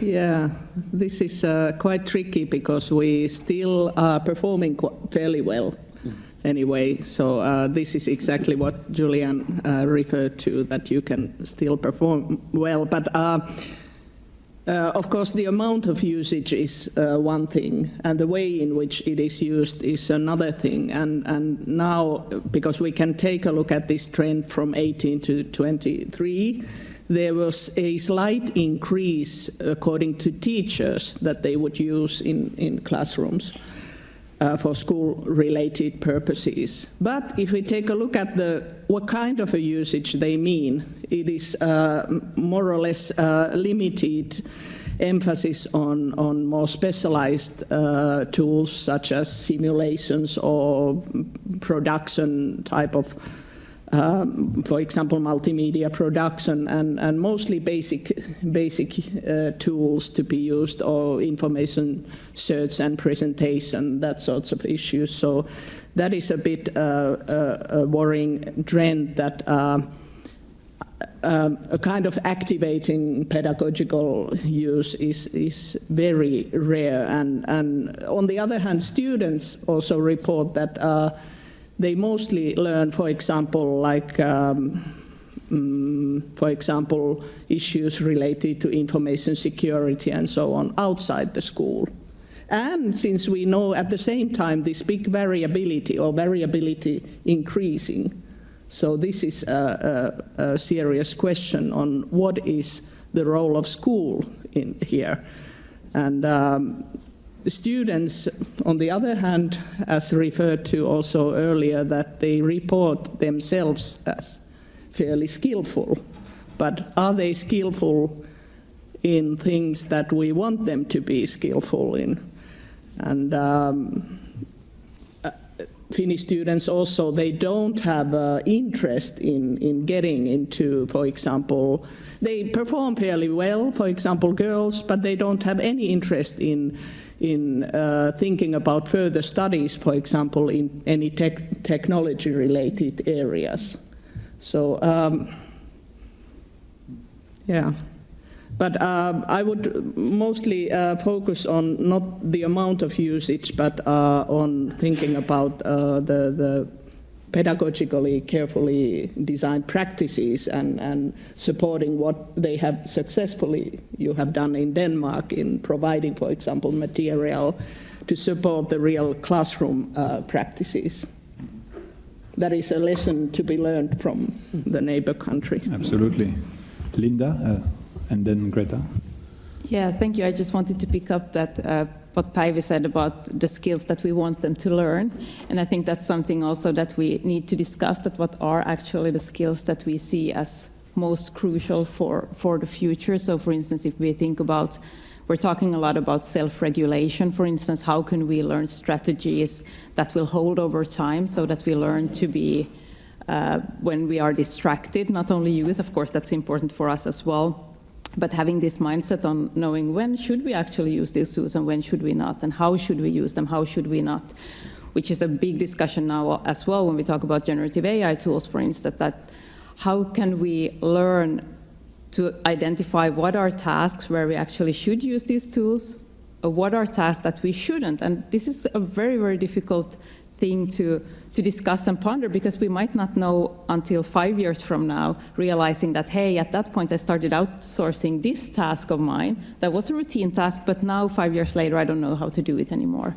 So I think that's a big difficulty as well when we talk about digital competence or computing and information literacy and computational thinking as well. How do we also, and of course also teacher education and what goes on in schools, that how can we, what are the skills that will carry on and will help students, regardless of how the interfaces change or whatever tools will be there in 5 or 10 years' time? What are the basic foundational, not only skills, but also approaches and attitudes that we would need to foster from a very early age in order to minimize the risks that are out there now and that will be out there also in the future, while also providing opportunities to be not only a consumer, but also a producer and a digital citizen that we saw in Julian's presentation as well.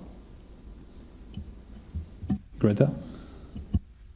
Yeah, it just came to my mind when you were talking about, because the SEAL results have gone down, and we've discussed it quite a lot, that, or it has been in the discussion, that because of COVID probably everyone is going to score much higher. But that relates to what Jeppe was saying, because I mean the teachers and students, they got very good in all these edtech platforms that were provided, but not really in the pedagogical good use in the classroom. So I just wanted to add that because very many people thought that, wow, we are going to really see a raise in the scores, which we did not. So. Yeah, true. That means it's a lot about pedagogy, and Dirk was saying that it's important to teach these skills. And you said what are the skills I need, but who is teaching these skills? And I noted that in your 4 countries, there is no specific subject, right? It's across all subjects. Is there a debate about this? Yes, Jeppe, maybe. Yeah, you say. Yeah, we have a huge debate in Denmark about if we should create a topic or subject. We had what do we call it? Forsøg, tryout of a new subject a few years back called technology comprehension. I think it was a very good subject that both had these technical aspects, design aspects, but also more critical aspects of understanding how technologies changes our life in both good ways and bad ways. So this subject was tried out in 46 schools for a few years. Unfortunately, the politicians didn't have the courage to create a subject for everybody. So now it's an elective that is starting up in a few years, which is of course a step forward, but it's way too little. The problem is that the teachers in all the other subjects, they are not. So we have this question in ICILS if they have what they have learned at their teacher education, and we can see in Denmark that teachers under 40 have learned something, but when you look at the numbers, it's quite. It's not much, I would honestly say. So they are not prepared for this teaching. The problem is how they get prepared, and they can have further education or professional development courses, but yeah, it's a problem because how do you get the teachers to actually do it? But I think first of all we need them to understand the importance, and we need everybody around them, school leaders, municipalities, the public, to talk about how serious a problem we have here, and we need to improve this. We need to teach it. We need just to start out in order to learn while we are building this ship. On this, maybe Päivi, maybe on the fact that it's a global, I mean, everyone has to take care of this, but in a way, if everyone has to take care of this, at the end of the day, maybe no one will take care of this. I don't know, it's a bit maybe provocative. Yeah, I totally agree. If it's not on anybody's responsibility, nobody takes the initiative. And of course, in addition to pre-service teacher training being in a crucial role, also the in-service and professional development is important. And here, when I took a look at the Finnish results and especially the perspectives of teachers and ICT coordinators, which were, by the way, a bit opposite and even contradictory with the principal's opinions, but so there were certain clear messages that teachers and coordinators feel like technical and pedagogical support in Finnish schools. It's mostly voluntary, not systematic, no clear division of labor, no time allocated for it. I can recognize these features. Lack of resources currently on professional development, and the national budget cuts do not help that at all. Teachers also feel like they have difficulty in participating concretely in professional development activities in-service training because they can't get substitute teachers. That is a big concrete issue in Finnish schools. And in general, they are very stressed. Also other studies indicating that high workload due to many different issues in Finnish classrooms are something that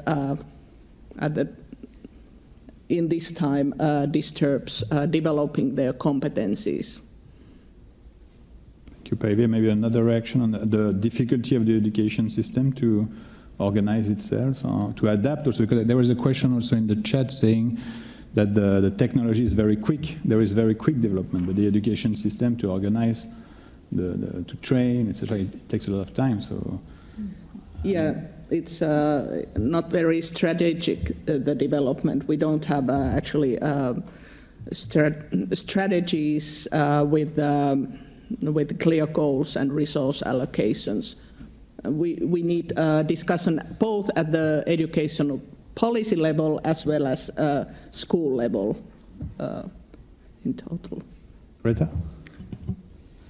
Yeah, I think it is interesting to see that our teachers participating, they really said that they didn't have so much from teacher education, and coming from teacher education myself, this is worrying. And I think that, like the question that you got from the chat, the technology is fast evolving, and it's difficult for teacher education, or it's challenging to, if we are going to teach them how to use several different kinds of tools. We can never cover that. And we have so many schools and so many different systems and so many different softwares and hardwares that is basically impossible. So I think a better way to go is to, what we were discussing earlier this morning, is what we call this transformative agency, to really make or try to give the student teachers the confidence to try out things in the classroom without knowing where it will lead, to kind of co-design and co-create the lessons in various technological environments. And of course, our student teachers, they don't know if they're coming to a so-called tablet school, which is completely just tablets and no books, or if they're going to a more traditional book school which uses technology. So I think that this transformative agency is the way to go in teacher ed, at least, because we can't cover all the tools and devices. Sure. Linda?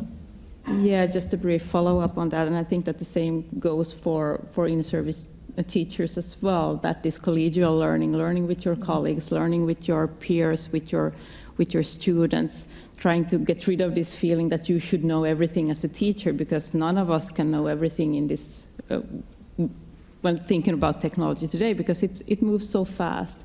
But there I also want to point out that having this basic understanding and some basic knowledge of how things work, that will stay the same, even though the tools will change. And all of this, how do we relate to information? All of these quite crucial skills that aren't dependent on what tools we're using, what kind of technology comes around the corner, foster those, and then try to cope with all the new practical news that comes along the corner in terms of new tools by trying them out, as you say, with your colleagues, with your students, and that way try to learn what works, but also what doesn't work. And when something doesn't work, share that information as well, because that's important too. Jeppe, you wanted to react to that? Yeah, because we hear that a lot, that technology is moving so fast, and in a sense it's true, but I think it's thought-provoking that in 2010, Julian started developing a framework describing computer information literacy, and we're still using this framework. And it's not outdated, it's completely up to date. I think a few commas have been moved, but that's it.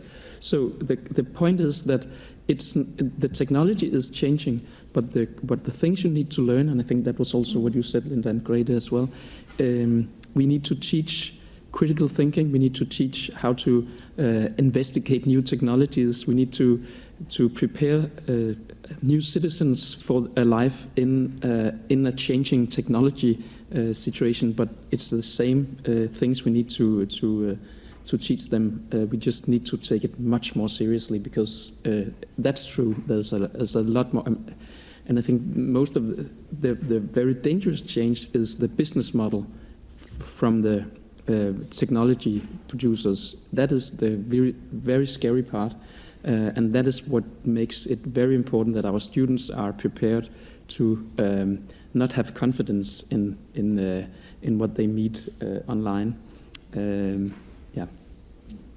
It's much larger than just using IT device, of course. Yeah, you're right to remind that. Maybe it's an opportunity for the audience here to ask you questions or comments, remarks to our colleagues here.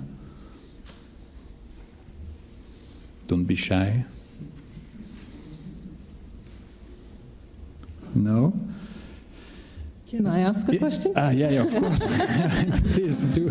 Because as we are here from the Nordic countries, I'm very curious to know what Denmark is doing better than the rest of us, because Denmark is scoring quite high, and you are in the top, on the top level, whereas we are struggling somewhere in the middle. So I would really like to know a bit more about what you were really doing. Yeah, I got that question from a reporter yesterday. I said I might want to come back to you with that tomorrow. So go ahead, Jeppe.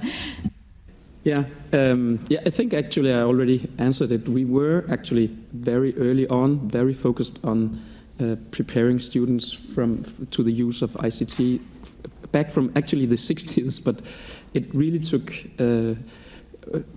It started really developing in the 90s, and it has been a consistent focus of politicians, of municipalities, and of teachers since like the start of the 2000s in many different ways. So it has been both investment in hardware, but also investment in teacher further education or teacher professional development, and in research, very practice oriented research. So I think that is maybe that is anyway, and it's such a complex area, of course, but I think you should look at the history of, and learn from all our mistakes, because we invested many money that we shouldn't have given out to Apple or whatever company convinced some politicians that this was a good idea. So like the iPad, it was introduced, I don't know, 2010,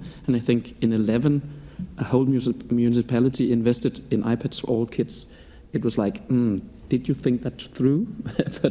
but in the end, I guess it supported this digitization, which we are now drawing back from, which is, I think we need to take care not to go too far back to the books, because they weren't good either, honestly. Back to the books. It's back to the trees. There is a book on that. All right. Question? Yes. In the back. Yes. So it's a follow-up question, because as well as I'm aware, in other Nordic countries than Denmark, something like technology comprehension has been included in school. So is this just, next time we have ICILS, it's turned around, and then the Nordic countries like Sweden and Norway and so on are in front, and Denmark is behind, or can you already now see any effect from that, or that there are no effect? Or I'm just a bit curious on how the implementation has been going.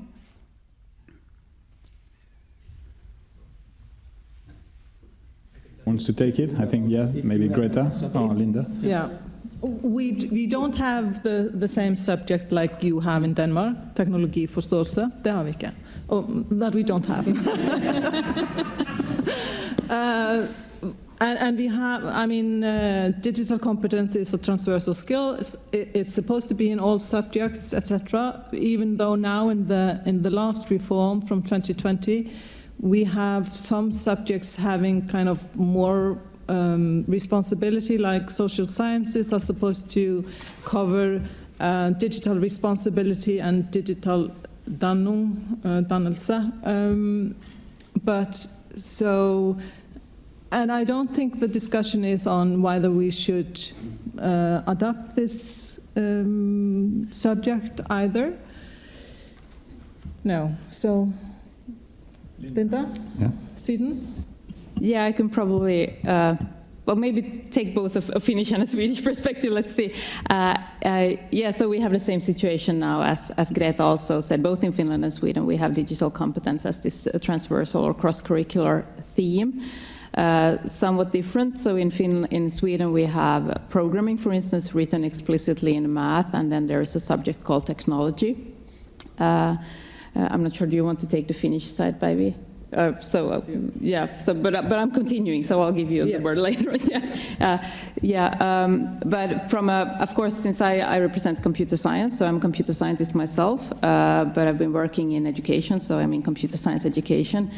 So from my perspective, and also from lots of other, of course, in our field, we see it as a bit problematic that computer science still hasn't received the same status as other subjects in our educational systems, given the weight the science does have. It doesn't have to be computer science. Something like we've been in Swedish, teknologibildning, technology. No, it doesn't translate well. But just having something where you could have the foundation, so that you could actually get the building blocks for this science in the same way as you get for math, etc. So that's a discussion that takes place maybe mostly within our field as computer scientists, seeing that lots is happening, and we see that also from a teacher perspective, of course, that programming entered our curricula, more or less ended up on everybody's table, which might also then mean nobody's table, as you were mentioning, Thierry. The same thing now also with AI. We're talking about generative AI. We're talking a lot about AI literacy. Also comes down to everybody's table or nobody's table. Mm-hmm. So there isn't a given place for all of these things in the same way as there is a place to learn the basics of or teach the basics of math or history or other sciences. So it's on my wish list, but it's not implemented in any way yet. Thank you. So because the same applies to Finland, so I won't take the time, but instead I assume there were questions. A question from Julian. Yeah, thank you very much for a really interesting discussion. I have a question that touches on a few things you've been talking about, and it was mentioned by Greta in passing at one stage.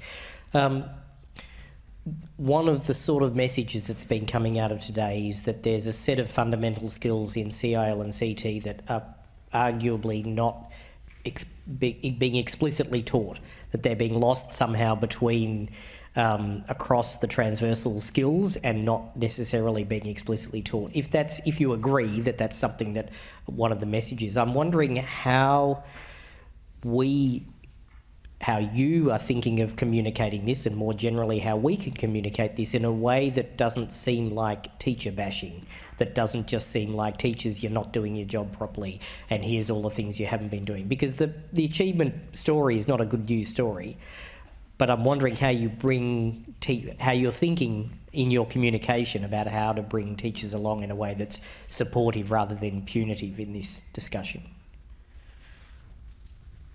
Good one. Who wants to take it? Yes, Greta?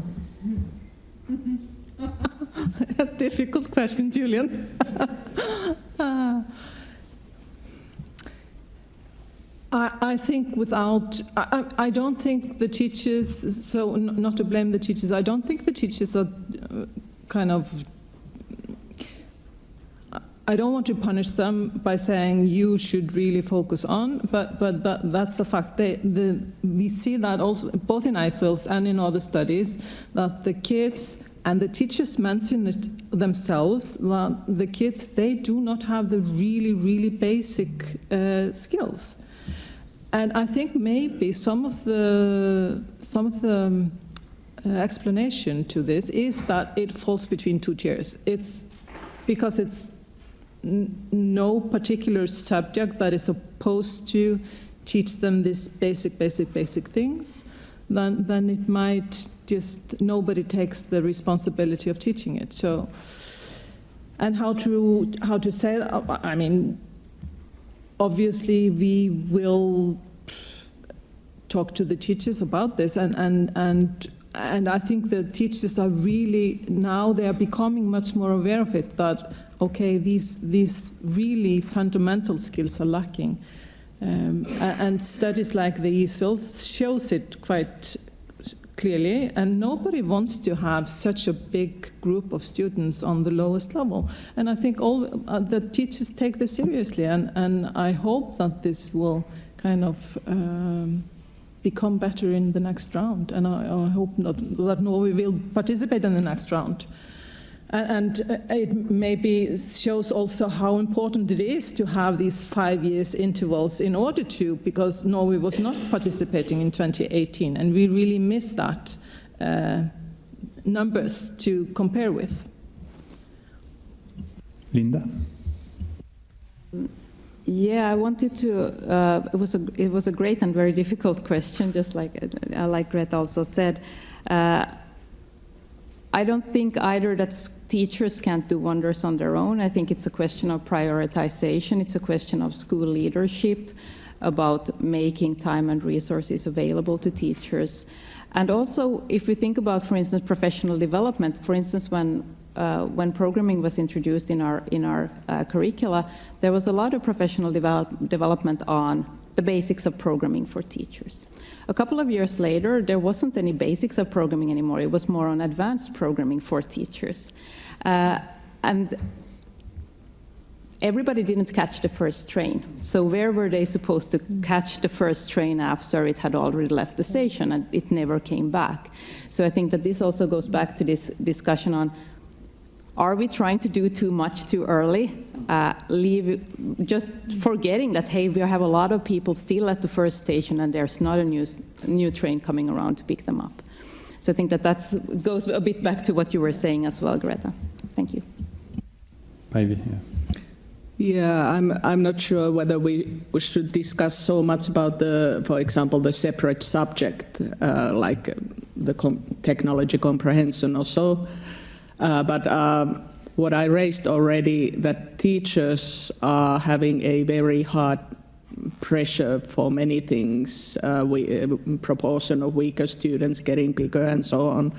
But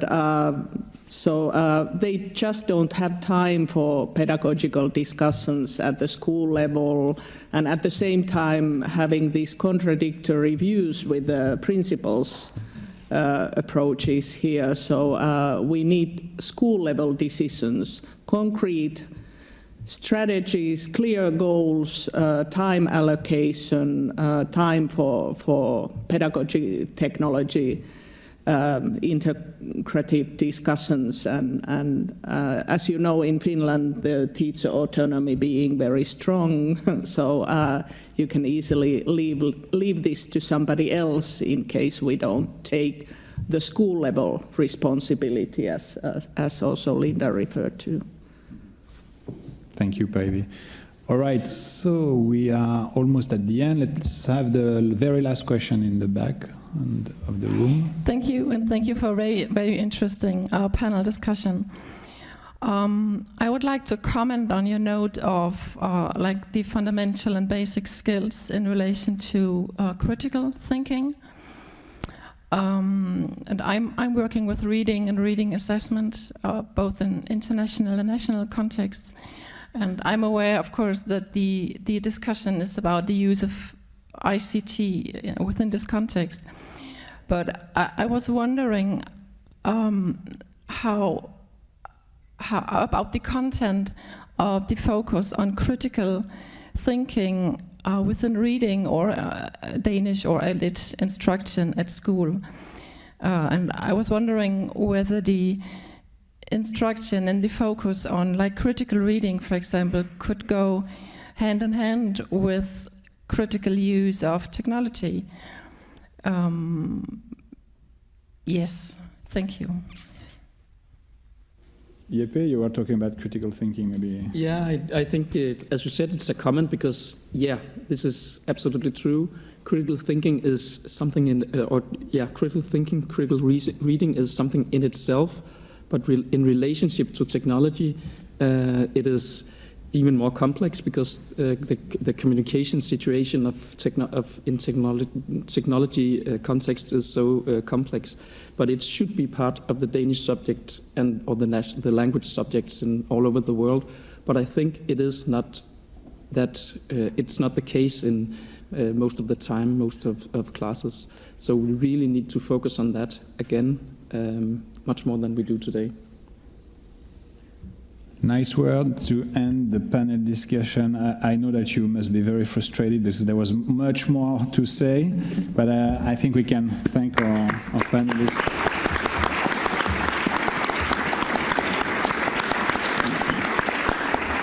So much more to read, so I invite you to dive in the report, the data, and the publication of IE, and stay tuned online. You will receive a link to give a feedback on the event. And thank you again. Thank you to have come in person, and thank you all the attendees online. And this is the end. We can all chat together after this event. Of course, we are available. So, and our speakers as well. Thank you very much. Thank you. And I want to thank you as well for coming here to have the international release party. In this afternoon, in half an hour, we'll continue with the Danish release. So everybody, please go down and have a good lunch, but be pretty quick because we have a tight schedule for the afternoon as well. So if we say that we meet 5 minutes past 1, and online, if you understand Danish, please stay tuned and take part in the Danish part of the release. And thank you once again to all of you for coming and to the international team to come and present here in Denmark. We are really proud to have you, and we are proud to be part of this study. Thank you. With pleasure. Thank you.